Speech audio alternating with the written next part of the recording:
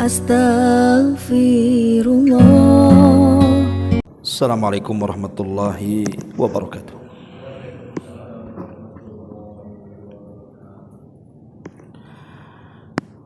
Alhamdulillah wassalatu wassalamu ala Rasulillah wa ala alihi wa sahbihi wa mawalah wa la hawla wa la quwwata illa billahi wa ba'du.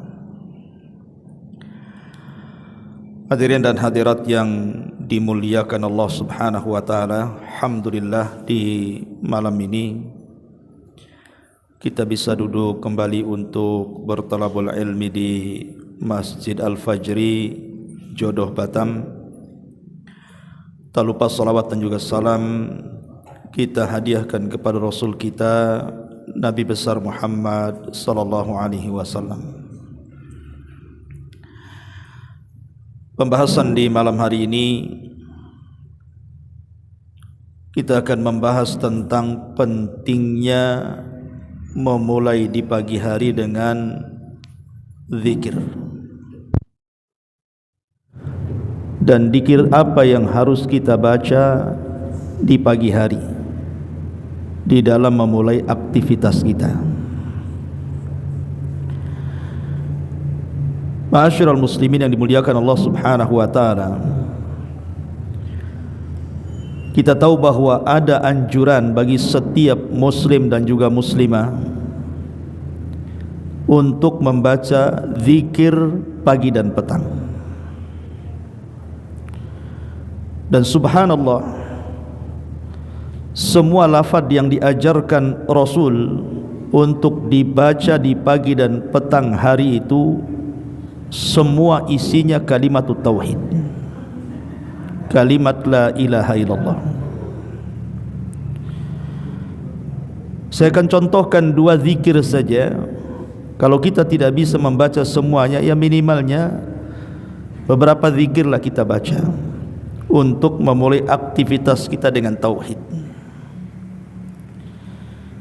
Pertama, ya biasa membaca surah kursi, kemudian juga Al-Ikhlas, Muawwidzatain. Ini kan isinya semua tauhid. Adapun zikir yang diajarkan Nabi sallallahu alaihi wasallam, minimalnya dibaca satu kali di sore atau di pagi hari, adalah asbahna wa asbaha mulku lillah walhamdulillah la ilaha illallah wahdahu la syarikalah lahul mulku wa lahul hamdu wa huwa ala kulli syai'in qadir. Kami telah memasuki waktu pagi dan kerajaan hanya milik Allah, termasuk segala pujian hanya milik Allah. Tidak ada sesembahan yang berhak disembah kecuali Allah, yang tidak ada sekutu baginya.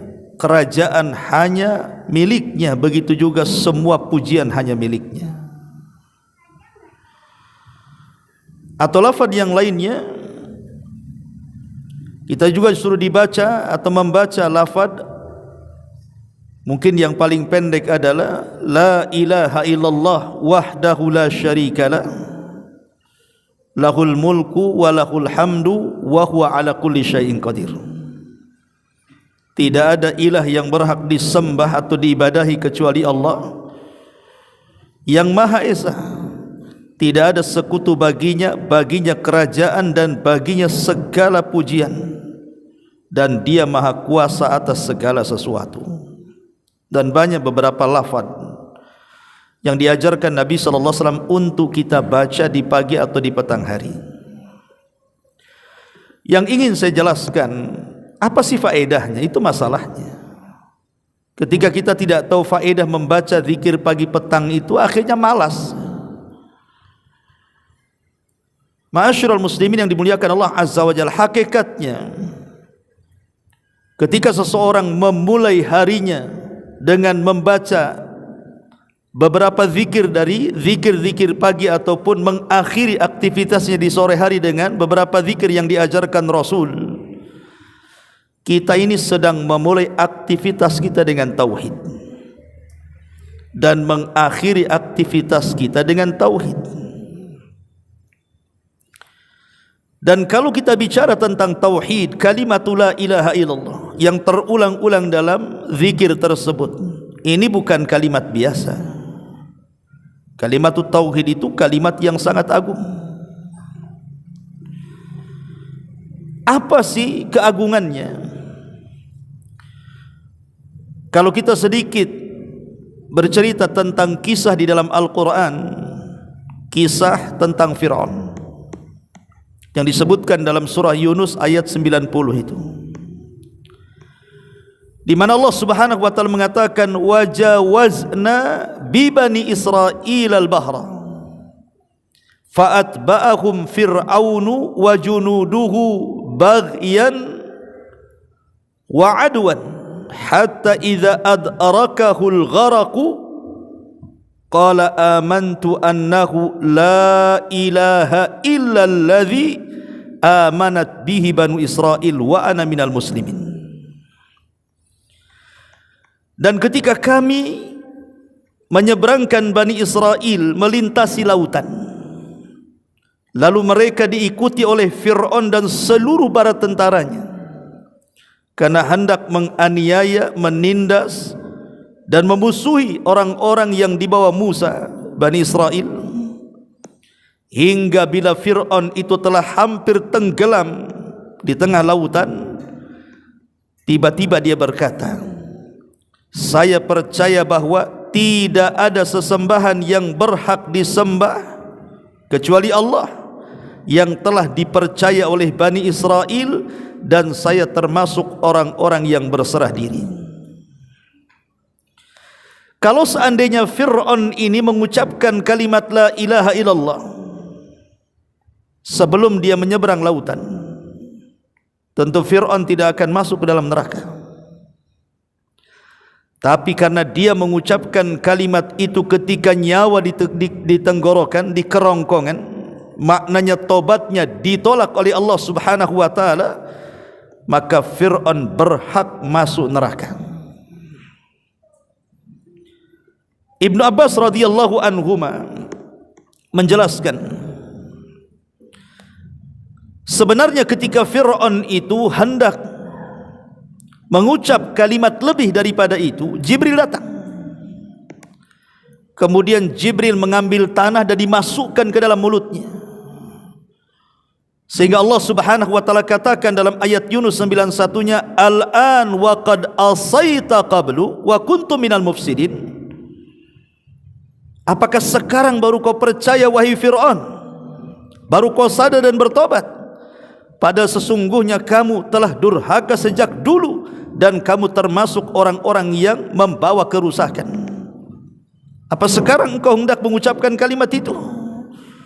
Maka kemudian Jibril menyumpel mulut Fir'aun karena dikhawatirkan rahmat Allah akan datang kepada Fir'aun, karena Fir'aun itu manusia yang paling jahat, sehingga Jibril menyumpel mulutnya.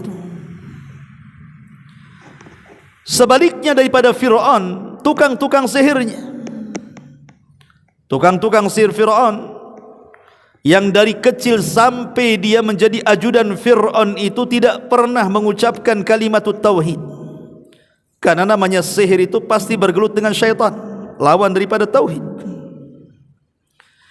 Ketika berduel dengan Nabi Musa, mereka melihat mukjizat Nabi Musa yang mereka pandang itu bukan sihir, tapi itu kekuatan Allah. Akhirnya kemudian mereka pun sujud kepada Allah Subhanahu wa taala dan bertobat dari perbuatan sihirnya dan pengabdiannya kepada Fir'aun, dan beriman kepada Rabbnya Musa. Kemudian Fir'aun marah dan mengatakan sebagaimana dalam surah Toha 71, amantum lahu qabla an adzana lakum, amantum lahu qabla an adzana lakum. Tukang-tukang sihirku, apakah kalian akan beriman kepada Musa sebelum aku izinkan? Innahu lakabirukumul ladzi allamakumus sihra.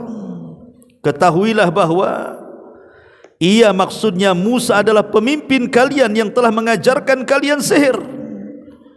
Fala uqatti'anna aydiyakum wa arjulakum min khilaf wa la usallibannakum fi judu'in nakhli wa la ta'lamunna ayyuna ashaddu adzaban wa abqa, kata Fir'aun. Karena engkau sudah membelot dari aku, kata Fir'aun, saya akan potong tangan dan kaki kalian secara bersilang. Kemudian kalian akan aku salib di pangkal-pangkal pohon kurma, dan sesungguhnya kalian akan mengetahui siapa di antara kita yang lebih kejam, lebih pedih siksaannya. Tapi tukang-tukang sihir Fir'aun, mereka mengatakan dalam surah Al-A'raf ayat 126-nya, wa ma tankimu minna illa an amana bi ayati rabbina lamma ja'atna rabbana afriq alaina sabran wa tawaffana muslimin. Kata tukang-tukang sihir, mereka mengatakan, dan engkau tidak melakukan balas dendam kepada kami melainkan karena kami beriman kepada ayat-ayat Tuhan kami ketika ayat-ayat itu datang kepada kami. Kemudian mereka berdoa kepada Allah, ya Allah, kami limpahkanlah kepada kami kesabaran dan matikanlah kami dalam kondisi berserah diri alias muslim. Akhirnya mereka pun sebelum dibunuh oleh Fir'aun, mereka mengucapkan kalimat la ilaha illallah. Kata Abdullah ibn Abbas radhiyallahu anhuma, lihat tukang-tukang sihir itu. Di pagi hari mereka tukang-tukang sihir yang jahat, di sore hari mereka menjadi para syuhada yang baik. Subhanallah. Kalimat la ilaha illallah membalik semuanya. Kalau seandainya tukang-tukang sihir ini mengikuti Fir'aun, tentu mereka tidak akan masuk surga. Mereka akan masuk neraka selamanya. Sebagaimana kalau seandainya Fir'aun mengucapkan kalimat itu sebelum menyeberang dan sebelum nyawa di tenggorokan, tentu Fir'aun akan menjadi ahlul jannah. Itulah kalimat tauhid la ilaha illallah, ikhwan. Ma'asyiral muslimin wal muslimat rahimani wa rahimakumullah. Nabi Yunus alaihi salatu wassalam, atau dikenal dengan Dhunnun, Yunus ibn Matta' alaihi salam, dia menyampaikan dakwah tauhid la ilaha illallah kepada kaumnya. U'budullaha wa la tusyriku bihi syai'an. Dia menyeru kaumnya untuk hanya menyembah Allah dan tidak menyekutukan Allah alias la ilaha illallah. Tapi kaumnya enggan. Akhirnya Nabi Yunus pun meninggalkan kaumnya sebelum Allah izinkan. Yunus pergi. Ketika Nabi Allah Yunus alaihi salatu wassalam kemudian berada di perahu, kemudian Nabi Yunus alaihi salatu wassalam tiba-tiba dikejutkan perahu itu berhenti di tengah-tengah lautan. Kenapa dihentikan Allah? Padahal tidak ada kerusakan dalam perahu itu. Rupanya perahu itu kebanyakan beban dan hampir tenggelam. Akhirnya kemudian semua beban perahu itu dijatuh-jatuhkan ke lautan, tapi juga masih berat juga bebannya karena ombak yang sangat kencang. Terpaksalah mereka harus membuang salah satu dari para penumpang untuk menyelamatkan orang banyak dan mengorbankan satu atau dua orang dari mereka. Diundilah dalam perahu itu. Rupanya keluar pula lah Nabi Yunus itu. Kata pemilik perahu, nampaknya dia orang saleh dari penampilannya, janganlah dia kasihan. Yang lain saja, kalau bisa preman aja lah. Dikocok lagi, dia lagi. Akhirnya mereka mengatakan, jangan-jangan engkau pernah melakukan dosa wahai fulan. Kata Nabi Yunus baru sadar, iya, mungkin di kesalahanku. Akhirnya dia pun menerjunkan diri dari kapal itu. Rupanya Allah sudah sediakan ikan yang sangat besar menelan Nabi Yunus alaihi salam. Kemudian dibawa ke dasar lautan. Yunus pun mengalami 3 kegelapan. Gelap di perut ikan, gelap di dasar lautan, dan gelap di tengah malam. Entah berapa hari, berapa bulan, berapa tahun, wallahu a'lam. Ulama tidak menjelaskan berapa lamanya Yunus itu dalam ikan. Tetapi Nabi Yunus alaihi salatu wassalam terus berzikir kepada Allah Azza wa Jalla dan bertasbih. Allah Subhanahu wa taala mengatakan dalam surah Al-Anbiya 87, wa dhannuni idh dhahaba mughadiban fa dhanna alla naqdira alaihi fanada fi dhulumati alla ilaha illa anta subhanaka inni kuntu minadh dhalimin. Dan ingatlah kisah Dhunnun Nabi Yunus itu, ketika dia pergi dalam keadaan marah, lalu dia menyangka bahwa kami tidak akan menyulitkannya, maka dia pun berdoa dalam keadaan yang sangat gelap, mengalami 3 kegelapan tadi. La ilaha illa anta, tidak ada sesembahan yang berhak disembah kecuali engkau ya Rabb. Subhanak, maha suci engkau ya Rabb. Inni kuntu minadh dhalimin, sesungguhnya aku termasuk hamba yang zalim. Kenapa aku meninggalkan kaumku sebelum kau izinkan? Lihat bagaimana tasbih Nabi Yunus memulai dengan kalimatut tauhid. La ilaha illa anta subhanak inni kuntu minadh dhalimin. Ketika Nabi Yunus terus mengulang-ulang kalimat ini, malaikat yang ada di langit mereka mengatakan, ya Rabb, sautun ma'ruf wa ma'lum fi makanin ghairi ma'lum. Ya Rabb, ini suara kami kenal suara ini.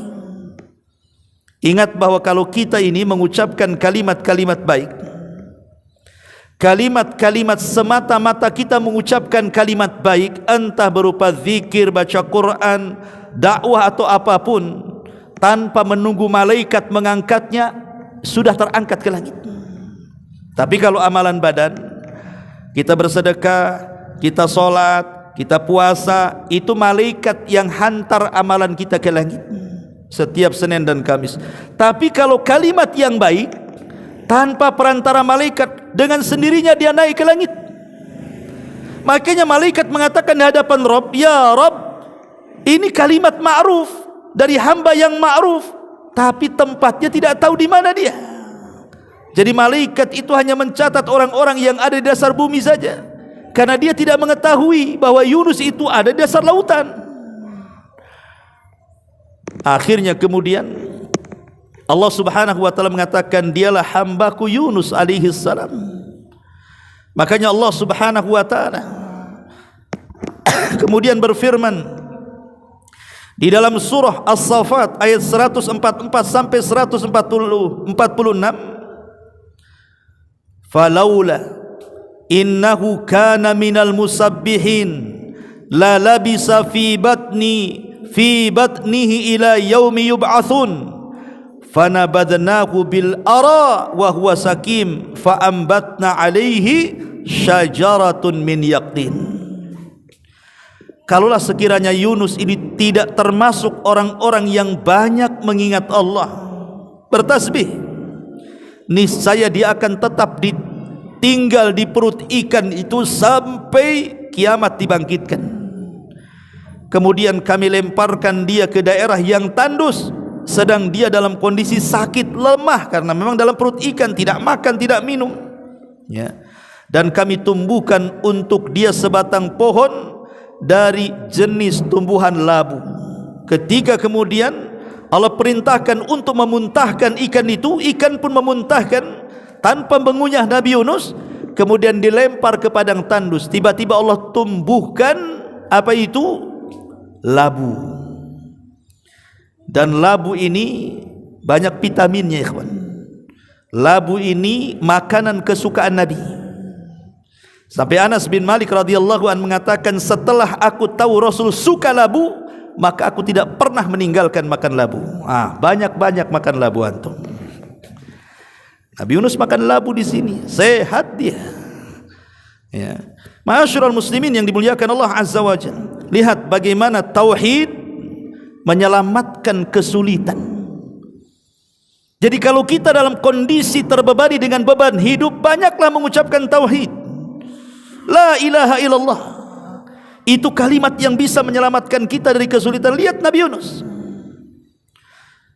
Lebih jauh daripada itu, Ibrahim alaihi salatu wassalam, ketika dia menghancurkan patung-patung Namrud, kemudian dia dipanggil dan dikatakan, a anta fa'alta bi alihatina ya Ibrahim, apa engkau yang melakukannya Ibrahim, menghancur-hancurkan patung itu?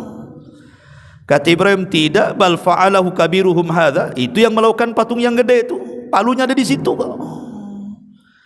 Tetapi ketika mereka tidak bisa berhujjah dengan cara pikiran, mereka mulai berhujjah dengan cara kekerasan. Kemudian mereka mengatakan, terutama para menteri-menteri di sekitar Namrud, harrikuhu wangsuru alihatakum in kuntum fa'ilin. Tangkap Ibrahim, bakar dia, tolong patung-patung kalian. Lihat, harusnya patung yang nolong kita, ini patung yang ditolong kita. Akalnya di mana coba? Tolong Tuhan-Tuhan kalian katanya. Ini yang nolong terbalik, harusnya Tuhan nolong kita, masa kita tolong Tuhan? Bakar dia, tolong Tuhan-Tuhan kalian jika kalian hendak melakukan sesuatu kepada orang yang jahat ini. Akhirnya Ibrahim pun kemudian disiapkan api yang menyala dengan sangat tinggi, sampai kalau ada burung itu terbang dia jatuh saking panasnya di atas. Kemudian disiapkan manjanik itu ketepel besar. Kemudian Ibrahim pun diletakkan di manjanik, kemudian dilempar ke dalam api dalam kondisi terikat. Saat melayang itulah Ibrahim alaihi salatu wassalam membacakan tauhid, yang ini pun dibacakan Nabi saat ditakut-takuti akan datang pasukan besar menyerang Madinah. Padahal ketika itu Rasul baru mengalami kekalahan di Uhud. Tiba-tiba ada ancaman bahwa Abi Sufyan dan orang-orang musyrik Arab itu akan datang dengan pasukan yang lebih besar menggempur Madinah. Maka kemudian Nabi SAW mengatakan, hasbunallah wa ni'mal wakil, cukuplah Allah dan dialah sebaik-baik pelindung. Inilah makna dari kalimat la ilaha illallah. Hasbunallah itu kandungan dari makna kalimat la ilaha illallah. Maka disebutkan dalam Sahih Bukhari, ketika Allah Subhanahu wa ta'ala kemudian memasukkan Ibrahim ke dalam api, dia pun langsung mengucapkan hasbunallah wa ni'mal wakil. Padahal sebelumnya para malaikat sudah siap-siap menolong Ibrahim itu. Di antaranya adalah bagaimana malaikat-malaikat itu menawarkan diri. Jibril menawarkan, kemudian Mikail menawarkan untuk menurunkan hujan, kemudian malaikat-malaikat yang lain siap menawarkan untuk menolong Ibrahim. Tapi Ibrahim mengatakan, amma ilaika fala wa amma ilallahi fabala. Adapun aku harus meminta pertolongan kepada kalian wahai malaikat, tidak. Tapi kalau engkau menyuruh aku meminta pertolongan kepada Allah, ya. Sejak itu Ibrahim mengatakan, hasbunallah wa ni'mal wakil, ni'mal maula wa ni'man nasir. Ketika semata-mata Ibrahim mengucapkan kalimat tauhid, apa yang terjadi? Allah berfirman kepada api, kul ya naru kuni bardan wa salaman ala Ibrahim. Hei api, jadilah kau dingin, selamatkan Nabi Ibrahim. Coba kalau ayatnya titik di kalimat bardan, ini bahaya ikhwan. Kalau seandainya ayat qul ya naru kuni bardan, wahai api jadilah dingin, mungkin satu dunia api dingin, tak bisa untuk ngopi. Bagaimana caranya? Tetapi ayat ini tidak titik sampai di sini, ada komanya.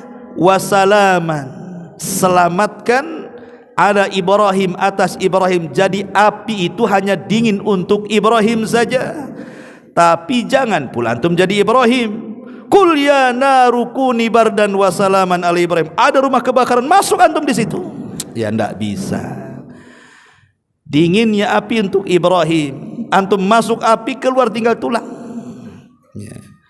Ma'asyiral muslimin, karena banyak itu dukun-dukun itu, mereka kemudian yang mengatasnamakan dukun hitam putih itu, kadang-kadang putihnya karena dukun, karena baca-baca Quran, hitamnya karena dukun gitu. Makanya dukun hitam putih itu kadang-kadang disuruh baca Quran pula dia.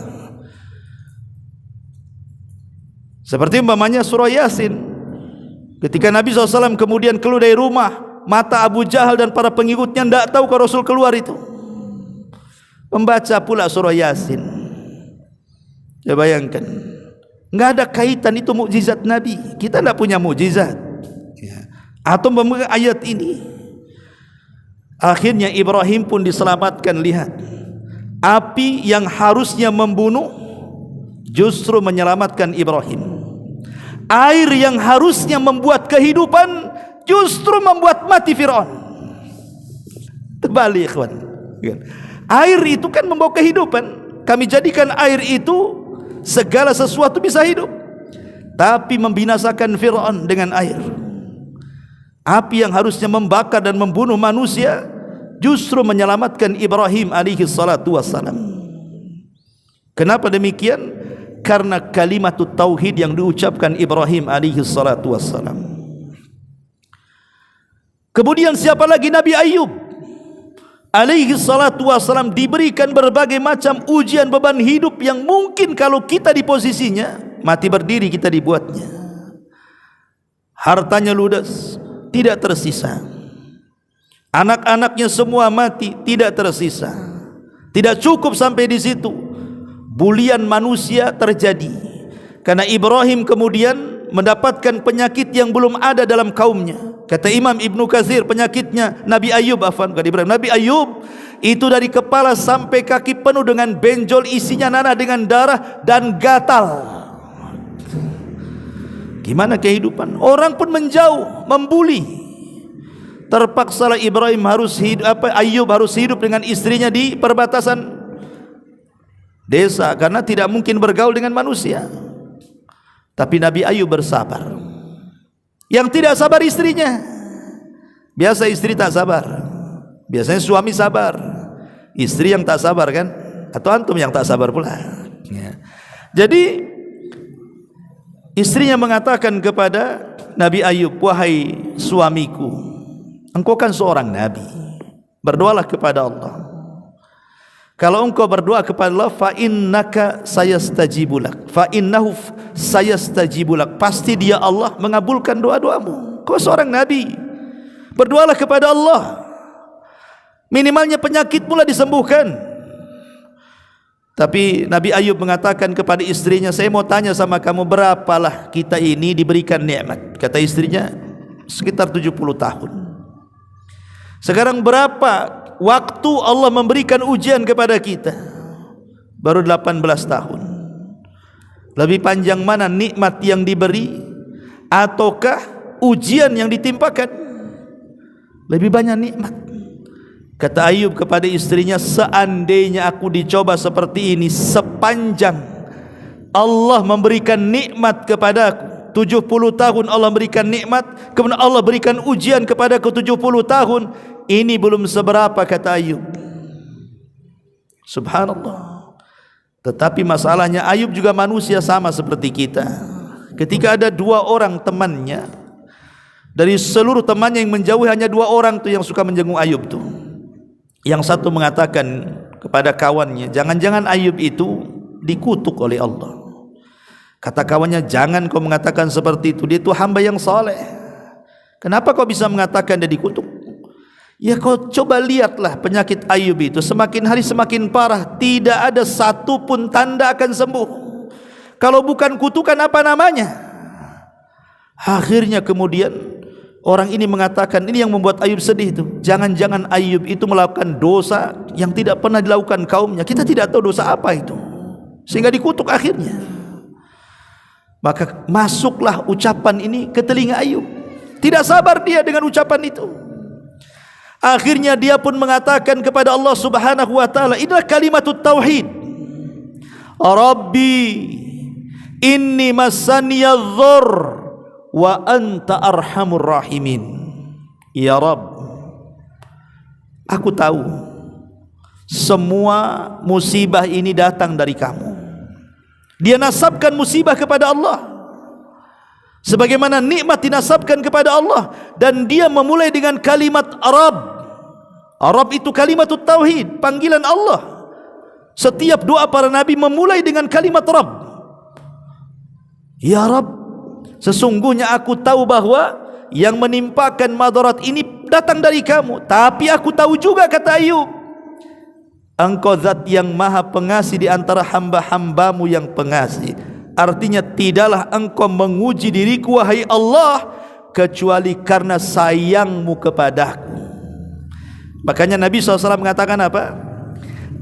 Inna Allah idza ahabba abdan ibtalahum faman radiya falahu ridha wa man sakhita falahu sukhtu. Allah itu kalau suka dengan hambanya, pasti hamba itu diuji. Entah kesehatannya, entah ekonominya, entah keluarganya, entah dengan kematian orang-orang yang dicintainya, pastilah Allah uji itu. Tapi siapa yang redha dengan ujian, dia mendapatkan redha Allah. Dan siapa yang murka dengan ujian, dia pun akan mendapatkan murka Allah subhanahu wa ta'ala. Ayub mengajarkan kepada kita keredhaan dalam ujian. Ketika dia terus mengulang-ulang kalimat tauhid, Rabbi inni massaniya dzur wa anta arhamur rahimin, tiba-tiba Allah datangkan semua nikmatnya. Kekayaannya Allah lipat gandakan 2 kali lipat, anak-anaknya Allah lipat gandakan 2 kali lipat. Kemudian penyakitnya Allah sembuhkan dan Allah buat Ayub semakin muda lagi. Siapa yang mengganti? Allah subhanahu wa ta'ala. Kenapa Allah ganti? Karena Ayub mengajarkan kepada kita kalimat tauhid. Sandarkan sesuatu itu kepada Allah subhanahu wa ta'ala. La ilaha illallah. Ma'asyiral muslimin yang dimuliakan Allah azza wa jalla, termasuk Nabi kita. Nabi SAW dalam perang Badar, disebutkan oleh riwayat Umar bin Khattab radhiyallahu an, Nabi tidak pernah perang sebelumnya dan tidak punya pengalaman perang juga sebelumnya. Dan itulah perang perdana dalam perang Badar itu. Ya wajar pasukan 314 melawan 1000 lebih, ya ketakutanlah Nabi, manusiawi. Di malam hari Rasul bersama Abu Bakar bermunajat istighatsah dan mengatakan doa yang ma'ruf yang dibaca Nabi SAW. Apa doanya?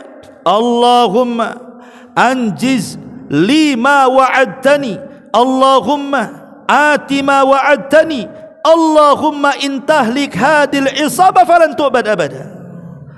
Ya Allah, kabulkan janjimu kepadaku. Ya Allah, datangkan janjimu kepadaku. Ya Allah, kalau kau hancurkan pasukan yang sedikit ini, engkau tidak ada yang menyembah lagi di permukaan bumi ini. Kemudian terus bermunajat kepada Allah, berdoa kepada, sampai khusyuknya, ridaknya Rasul, selendangnya Rasul jatuh. Abu Bakar mengambilnya, kemudian dipakaikan kepada Rasul, kemudian mengatakan hasbuka hasbuka ya Rasulullah, cukup wahai Rasul, Allah sudah mengijabah doamu. Akhirnya Allah subhanahu wa ta'ala malam itu menunjukkan kekuatannya, dikirim 1000 dulu, 1000 malaikat dipimpin oleh Jibril. Ketika itu Rasul mengatakan kepada Abu Bakar, abshir ya Aba Bakrin, berbahagialah ya Abu Bakar, Allah sudah kirim dan Allah perlihatkan 1000 malaikat kepadaku. Ketika keesokannya perang, Allah tambah lagi 2000 jadi 3000. Ketika perang berkecamuk, Allah tambah lagi 2000 jadi 5000. 5000 malaikat terlibat dalam perang Badar, dipimpin oleh Jibril, menunggang kuda Haizum namanya. Kudanya Jibril itu namanya Haizum. Kaidum Haizum, majulah wahai Haizum, kata Jibril sambil menghunus pedang. Maka Allah menangkan dalam perang Badar ini. Lihat bagaimana dahsyatnya kalimat tauhid. Makanya Nabi SAW kalau ada kesulitan yang tidak bisa keluar dari situ, dan ini pun antum bacalah, antum harus yakin, jangan coba-coba. Setiap doa itu tidak boleh coba-coba, tidak boleh ada keraguan, harus yakin. Kalau coba-coba saja, ya tidak yakin antum dengan kalimat tauhid. Harus yakin. Apa kata Nabi SAW dalam sebuah hadis yang dikeluarkan oleh Imam Muslim dan Bukhari dari Ibnu Abbas radhiyallahu anhuma, kana an-nabiy sallallahu alaihi wasallam yad'u indal qarabi. Rasul senantiasa berdoa di saat genting yang luar biasa. Apa doa Rasul? La ilaha illallahil azim al-halim, la ilaha illallah rabbus samawati wal ardi wa rabbul arshil azim. Ini doanya Nabi. La ilaha illallah al-azimul halim, la ilaha illallah rabbus samawati wa rabbul ardi la ilaha illallah rabbul arsyil azim. Atau kalau disingkat la ilaha illallah al-azimul halim, la ilaha illallah rabbus samawati wal ar wa rabbul arsyil azim. Pendek ya. Baca doa ini ketika kita lagi sulit, lagi ada masalah, ulang-ulang doa ini. Saya yakin setiap masalah pasti diuraikan. Tapi harus yakin, kita ini punya Tuhan yang yakin. Jangan pula berdoa dengan keraguan. Coba-coba, kan kata Ustadz katanya begitu. Nggak bisa coba-coba. Antum main coba-coba. Ibadah itu bukan coba-coba. Ibadah itu harus penuh dengan keyakinan, karena Rabb yang kita sembah yakin, maka beribadahlah kepada Allah dengan cara yakin, dan doa bagian daripada ibadah. Ma'asyiral muslimin yang dimuliakan Allah Subhanahu wa taala, kalimatut tauhid la ilaha illallah disebutkan dalam kitab Al-Muwatta li Imam Malik dari Talha ibn Ubaidillah ibn Quraiz. Nabi SAW mengatakan, afdalud du'a'u yawma arafah wa afdalu ma qultu ana wan nabiyyuna min qabli la ilaha illallah wahdahu la syarikalah. Apa kata Nabi SAW? Seutama-utama doa adalah doa di hari Arafah. Tapi seafdol-afdolnya kalimat adalah kalimat yang aku katakan dan oleh seluruh Nabi katakan, la ilaha illallah wahdahu la syarikalah. Kalimatut tauhid. Semua para Nabi mengucapkan kalimat la ilaha illallah, karena Rasul yang mengatakan seutama-utama kalimat adalah kalimat yang aku ucapkan dan seluruh para Nabi ucapkan, la ilaha illallah wahdahu la syarikalah. Nabi Musa alaihi salatu wassalam datang kepada Allah karena dia kalimur rahman, Nabi yang suka berdialog dengan Allah. Apa kata Musa? Ya Rabb, alimni du'aan adzukuruka wa ad'uka bi. Ya Rabb, ajarkanlah satu kalimat doa yang aku bisa berzikir dan berdoa dengan kalimat itu. Maka Allah mengatakan, ya Musa qul la ilaha illallah. Wahai Musa, katakan la ilaha illallah. Kalimatut tauhid. Kata Nabi Musa, ya Rabb, semua manusia mengucapkan kalimat itu, yang lain saja. Maka Allah mengatakan, ya Musa, lau anna samawati sab'i wa amirahunna wal aradina sab' fi kifatin wala ilaha illallah fi kifatin malat bihinna la ilaha illallah. Hei Musa, kalau seandainya langit dan bumi diletakkan di satu neraca timbangan, la ilaha illallah di neraca satunya, maka la ilaha illallah lebih berat dibandingkan langit dan bumi. Lihat, ketika kita mengucapkan kalimat la ilaha illallah, kalimat ini adalah kalimat yang bisa memberatkan, lebih berat dibandingkan langit dan bumi. Ini bukan main-main. Jadi kalau antum memulai di pagi hari dengan zikir pagi dan petang, itu sama dengan memulai dengan kalimatut tauhid, dan antum sudah mengucapkan kalimat yang diucap oleh seluruh manusia, bahkan seluruh alam semesta, bahkan lebih berat timbangannya dibandingkan langit dan bumi. Jadi jangan remehkan tuh kalimat zikir pagi dan petang itu, kan isinya tauhid masalahnya. Makanya kenapa tauhid ini adalah tiket kita masuk ke dalam Islam dan tiket kita masuk ke dalam surga. Kalau seandainya kita ini puasa, kita ini zakat, kita ini haji, kita sholat, tapi tidak mengucapkan kalimat la ilaha illallah, semua amalan itu ditolak oleh Allah Subhanahu wa taala. Karena tiket masuk Islam itu adalah syahadataini, dua kalimat syahadat. Walaupun antum semua infakkan seperti Abu Bakar, diinfakkan semua hartamu, solat tiap malam, pagi, petang, siang, malam solat, puasa tiap hari, puasa mutlak, haji bolak-balik, tapi kalau tidak mengucapkan kalimat la ilaha, percuma itu semua.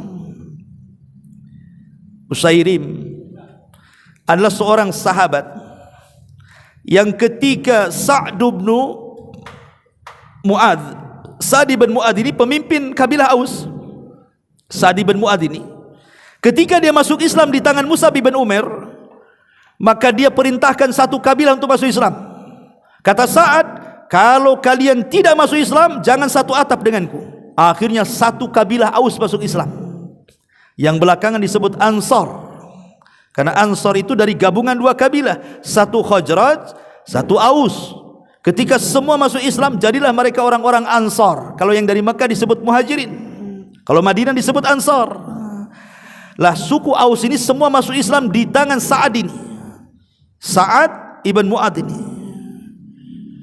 Kalau pemimpin Aus Sa'ad ibn Ubadah, sama-sama Sa'ad namanya pemimpin Aus dan Khazraj ini, dua Sa'ad lah bahasanya.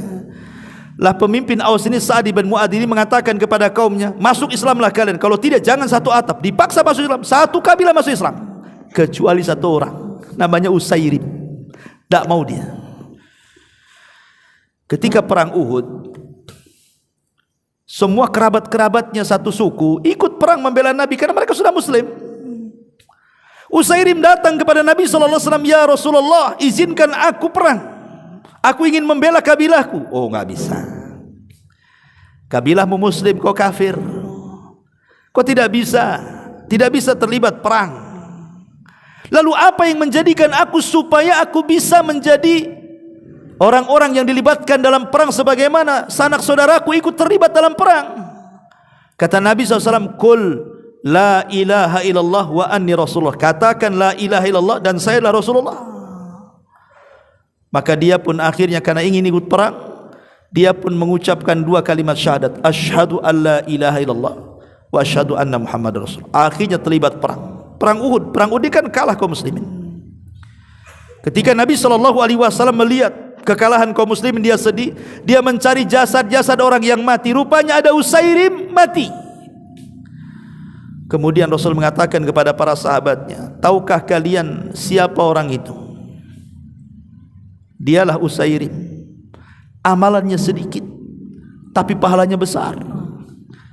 Abu Hurairah mengatakan di hadapan kawan-kawannya, maukah kuhabarkan kepada kalian seseorang yang tidak pernah sujud tapi masuk surga paling tinggi, katanya. Kata sahabat yang lain, mana ada wahai Abu Hurairah, enggak pernah sujud kau bisa masuk surga yang paling tinggi. Kata Abu Hurairah, ada, dialah Usairim. Seandainya Usairim ini tidak mengucapkan kalimat tauhid, kemudian masuk ke dalam perang, dipastikan masuk neraka. Tapi karena dia mengucapkan kalimat tauhid, kemudian dia masuk dalam pertempuran, kemudian dia mati syahid, apa kata Rasul? Bidadari sudah menanti dia, katanya, dan berebut untuk mengambil rohnya. Subhanallah, ya. Lihat bagaimana kalimat tauhid yang luar biasa ini. Makanya seandainya kemudian Usairim ini berjihad tanpa mengucap dua kalimat syahadat itu, maka sia-sia perangnya, kan? Menunjukkan bahwa amalan sebesar apapun, sampai anda mengeluarkan harta, jiwa, waktu dan sebagainya, kalau tidak didasari dengan kalimat tauhid la ilaha illallah, percuma amalan itu. Makanya kenapa kemudian tidak ada manusia yang mengucapkan kalimat tauhid kecuali akan disaksikan oleh Allah Subhanahu wa taala. Kalau seandainya kita dalam solat, antum Allahu Akbar, kemudian imam mengatakan ghairil maghdubi alaihim waladdallin, kemudian imam mengatakan amin dan antum mengatakan amin, apa kata Rasul? Barang siapa yang aminnya mencocoki amin para malaikat, dosa-dosa kita akan diampuni. Ini ucapan amin. Kalau mencocoki ucapan aminnya para malaikat, diampuni dosa kita. Macam mana dengan ucapan la ilaha illallah, yang Allah katakan syahidallahu annahu la ilaha illallah wal malaikatu wa ulul ilmi qa'iman bil qisti la ilaha illahu huwal azizul hakim. Kata Allah, syahidallahu annahu la ilaha illahu, Allah bersaksi kepada dirinya bahwa tidak ada sesembahan yang berhak disembah kecuali dirinya. Begitu juga malaikat bersaksi tentang la ilaha illallah. Begitu juga para ulama bersaksi tentang la ilaha illallah. Makanya siapa yang mengucapkan kalimat la ilaha illallah, maka dia termasuk ahlil ilmu. Karena Allah yang mengatakan fa'lam annahu la ilaha illahu wastaghfir li dzambik. Lihat bagaimana Allah mendahulukan kalimat tauhid sebelum orang itu istighfar. Kalau seseorang beristighfar, ya Allah ampuni dosa aku sudah banyak dosanya, aku sudah banyak maksiatnya, ya Allah ampuni aku, astagfirullahaladzim, diampuni dosanya? Tidak diampuni dosanya sampai dia mengucapkan kalimat la ilaha illallah. Karena Allah mendahulukan la ilaha illallah. Fa'lam, ketahuilah, annahu la ilaha illallah, annahu la ilaha illahu, bahwa Allah itu sesembahan yang tidak berhak disembah kecuali Dia. Baru Allah katakan wastaghfir lidzambik, baru kau minta ampun. Berarti tauhid dulu baru tobat. Makanya kalau kita melihat lafaz daripada sayyidul istighfar, perhatikan sayyidul istighfar itu, penghulunya istighfar, Allahumma anta rabbi la ilaha illa anta khalaqtani wa ana abduk wa ana ala ahdik wa wa'dika mastata'tu wa a'udzubika min syarri ma sana'tu abu'u laka bi ni'matika alai wa abu'u laka bi dzambi faghfirli innahu la yaghfiru dzunuba illa anta. Allah dahulukan tauhid, baru kemudian di akhir faghfirli, ya Allah ampuni. Tauhid dulu baru minta ampun, gitu maksudnya. Kalau orang tidak bertauhid, walaupun banyak dosanya minta ampun, tidak akan diterima ampunannya sampai dia mentauhidkan Allah Azza wa Jalla. Sampai dia mentauhidkan Allah. Orang banyak dosa, dia berzina, dia berjudi, dia maksiat macam-macam, tapi dia datang ke dukun, tidak mentauhidkan Allah, percuma, karena dia tidak mengamalkan kalimat la ilaha illallah. Ma'asyiral muslimin yang dimuliakan Allah Subhanahu wa taala, Usama ibn Zaid, Usama ibn Zaid itu cucu angkat Nabi, karena dia putra daripada Zaid ibn Harithah. Rasul itu ketika meninggal anak laki-lakinya sedih. Akhirnya Khadijah membeli seorang budak namanya Zaid ibn Harithah, dihadiahkan kepada Rasul. Jadilah anak angkat untuk menghibur, karena anak laki-laki Rasul meninggal dunia. Jadilah anak angkat kesayangan Nabi. Zaid punya anak namanya Usama, dan itu cucu angkat kesayangan Nabi. Usama disuruh oleh Nabi SAW berperang dalam sebuah sariyah, pasukan khusus yang tidak dipimpin Nabi. Menang dalam peperangan itu. Ketika dalam peperangan itu sudah menang, dia dan seorang Ansor mengejar orang musyrik. Dikejar orang musyrik sama dia. Rupanya terkejar karena kelelahan orang musyrik ini. Pertama orang Ansor datang membawa pedang, dan ketika hendak dihunuskan, tiba-tiba dia mengucapkan kalimat tauhid la ilaha illallah Muhammadur Rasulullah, katanya. Tidak jadi disarungkan kembali, kemudian pergi. Kemudian Usama ibn Zaid heran, kenapa tidak ditebas? Didatangi sama dia. Kemudian ketika dia menghunuskan pedang, dia mengucapkan kalimat itu lagi, la ilaha illallah Muhammadur Rasulullah. Ditebas juga sama Usama itu. Mati dia. Kabar ini sampai kepada Rasul. Marah Rasul kepada Usama dan mengatakan, sini kau Usama, aqatalta man qala la ilaha illallah, kau bunuh orang yang sudah mengucap kalimat la ilaha illallah. Usama membela dirinya dan mengatakan, Rasul, ini dalam peperangan, bisa saja dia tipu-tipu, dia takut pedangku sehingga dia mengucapkan kalimat tauhid, bukan karena betul dari hatinya. Maka Rasul mengatakan, afala syaqaqta an qalbik, apakah engkau sudah membelah dadanya wahai Usama, sehingga kau tahu isi hatinya, katanya.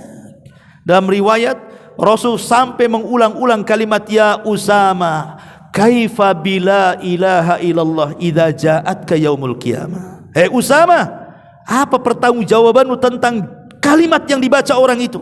Kalau seandainya la ilaha illallah datang kepada Allah dan mengatakan ya Rabb, orang ini membunuh orang yang mengucapkan kalimat ini, katanya. Diulang-ulang kalimat itu sampai Usama mengatakan laitahu aslamtu yaumaidzin, coba kalau aku baru masuk Islam gak dimari kayak gini, katanya. Karena orang yang sudah lama Islam ya wajarlah dikerasi ya, kalau mu'alaf kan dilembuti itu. Makanya dia mengatakan, aduh coba aku baru masuk Islam ini, Rasul gak semurka ini sama aku, katanya. Ya.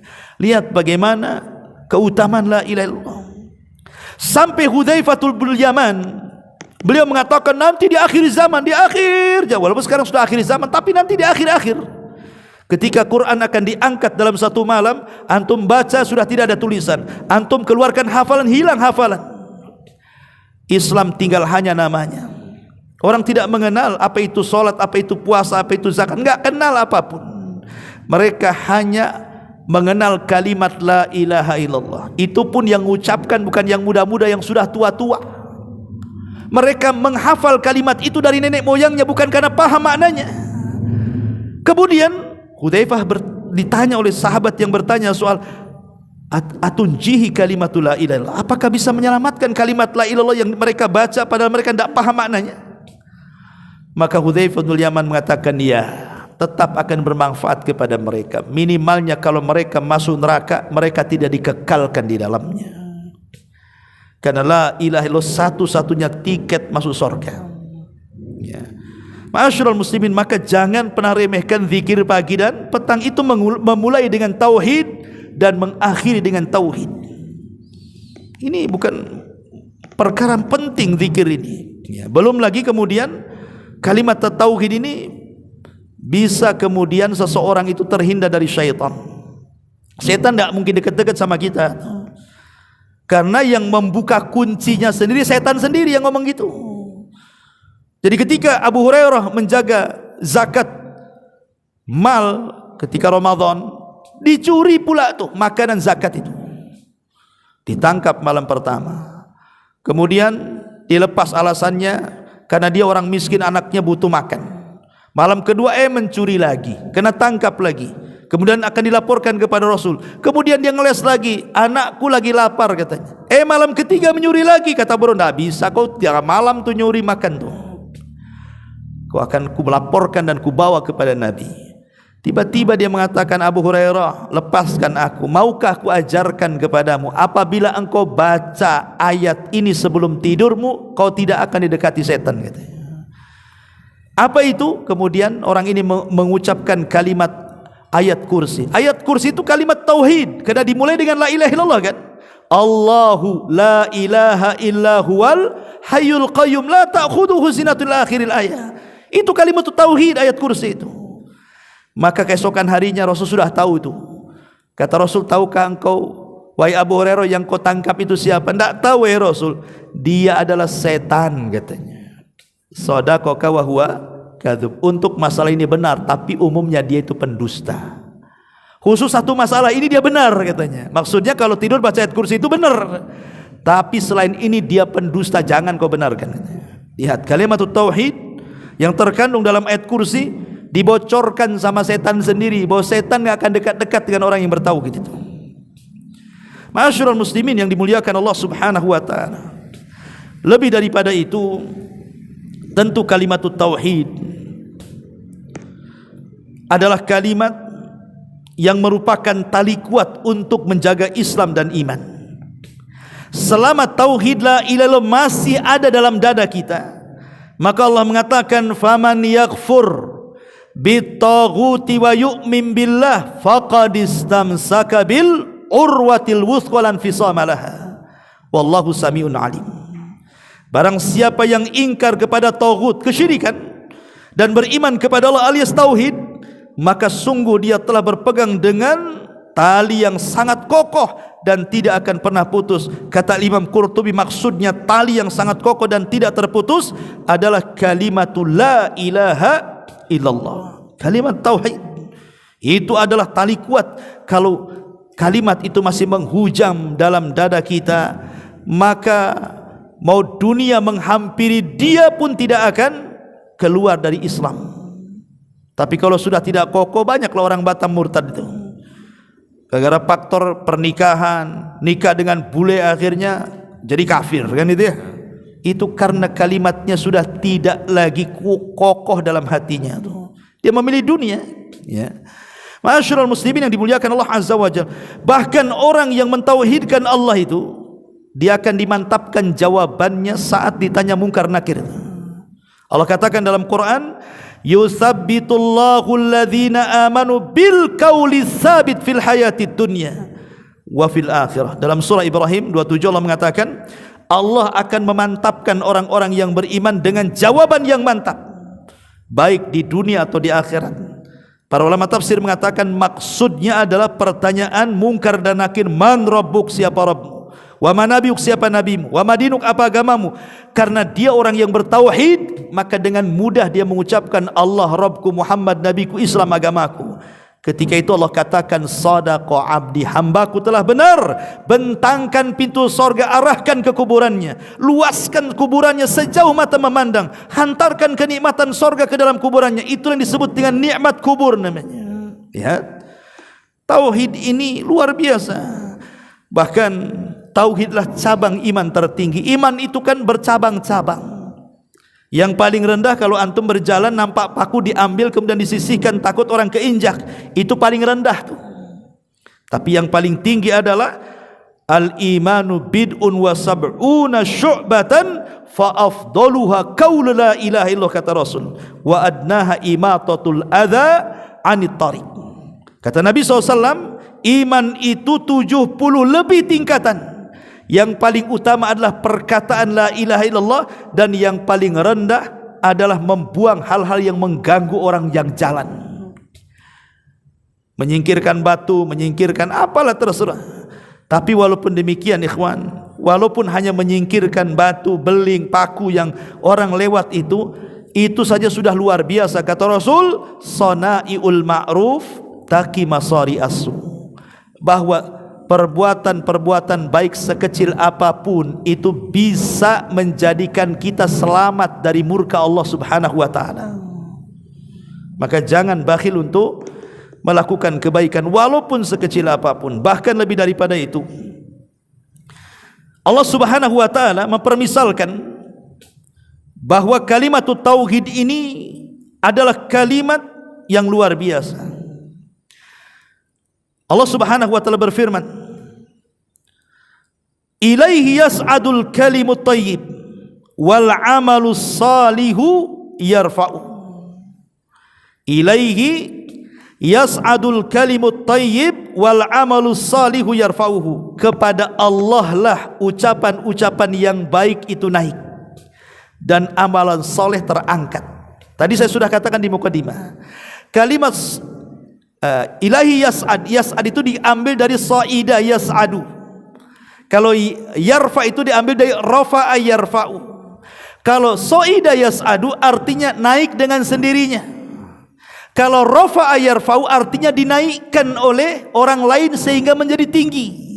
Maksudnya begini, kalau ucapan yang baik itu terangkat dengan sendirinya sampai di hadapan Allah. Tapi kalau amal soleh berbentuk perbuatan itu diangkat para malaikat kemudian dihadapkan kepada Allah. Subhanallah, ya. Jadi jangan remehkan ucapan yang baik itu. Karena Rasul mengatakan qaulun ma'ruf shadaqatun, ucapan yang baik itu sedekah. Ya. Apakah itu baca Quran, apakah itu zikir, apakah itu mengajak manusia kepada kebaikan, mencegah dari kemungkaran, ataukah ketika kita bicara memilih diksi dan kata-kata mana yang enak didengar, mana yang halus, mana yang santun. Ini kalimat yang baik tidak harus menunggu malaikat diangkat, dia terangkat sendiri dia dan langsung ke hadapan Allah. Lihat bagaimana tingginya amalan lisan ikhwan. Tapi kalau amalan badan itu malaikat yang naikkan. Ya, jadi banyak-banyaklah kita ini mengucapkan kalimat yang baik, dan tidak ada kalimat yang lebih baik dibandingkan kalimat la ilaha illallah. Afdalul dzikri la ilaha illallah. Seafdal-afdalnya zikir, kata Rasul, adalah kalimat la ilaha, kalimatut tauhid. Makanya kemudian Allah mempermisalkan dalam surah Ibrahim 24 itu, alam tara kaifa daraballahu mathalan kalimatan thayyibatan kasyajaratin thayyibatin asluha tsabitun wa far'uha fis sama tu'ti ukulaha kullahinin bi'idni rabbiha wa yadribul amsala linnasi la'allahum yatadzakkarun. Tidakkah kamu perhatikan, kata Allah, bagaimana Allah membuat perumpamaan kalimat yang baik seperti pohon yang baik. Akarnya menancap sampai ke bumi, kemudian cabangnya menjulang sampai ke langit. Pohon itu memberikan buah-buahan pada setiap musim dengan seizin Tuhannya. Allah membuat perumpamaan-perumpamaan itu supaya manusia berfikir. Maksudnya apa? Kalimat di sini, pohon yang baik adalah kalimatut tauhid. Adapun akarnya yang menancap diaplikasikan lewat perbuatan dia. Adapun kemudian dahannya menjulang ke langit, bahwa kalimat tauhid akan mengangkat semua amalan kita kepada Allah. Kemudian buahnya yang kita makan setiap musim, itulah sorga. Itulah kalimat tauhid. Akan mengokohkan jiwa dan akan mengangkat semua amal, dan terakhirnya kita masuk ke dalam sorga. Ini permisalan yang luar biasa dari Allah Subhanahu wa ta'ala. Bahkan orang yang meninggal kemudian dia mengucap kalimat tauhid, man qala fi akhiri kalamihi la ilaha illallah dakhalal jannah. Siapa yang ucapan kalimat akhirnya la ilaha illallah, maka dipastikan masuk surga. Maka dari situ Rasul mengatakan, lakinu mautakum bila ilaha illallah. Talkinkan, ejahkan orang yang sedang sakaratul maut dengan kalimat tauhid, karena itu kalimat yang bisa mengakhiri manusia husnul khatimah. Inilah di antara keutamaan tauhid. Makanya sering, atau saya ulang lagi, jangan lupa zikir pagi petang, karena itu sama dengan memulai aktivitas kita dengan tauhid dan mengakhiri aktivitas kita dengan tauhid. Subhanakallah bihamdika asyhadu an la ilaha illa anta astaghfiruka wa atubu ilaik. Allah